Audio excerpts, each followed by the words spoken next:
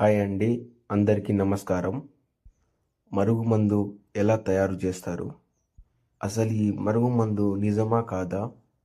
ఈ మరుగుమందు వల్ల ఉపయోగాలు ఏంటి? ఈ వీడియోలో తెలుసుకుందామండి. ఈ మరుగుమందు అనేది మనకు పూర్వకాలం నుంచే ఉన్నదండి.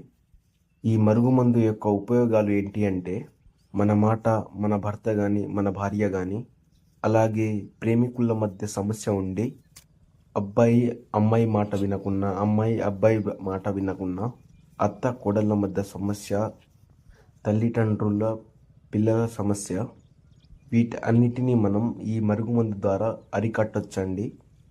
ఏ విధంగా అంటే, ఈ మరుగుమందును మనం 2 రకాలుగా తయారు చేసుకుంటాము.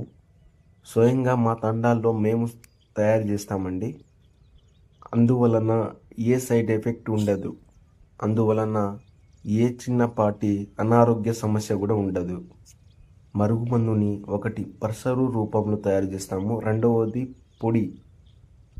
ఈ పసరు రూపంలో తయారు చేసిన మరుగుమందుని చెప్పులకు, బట్టలకు, తలకు రాస్తామండి.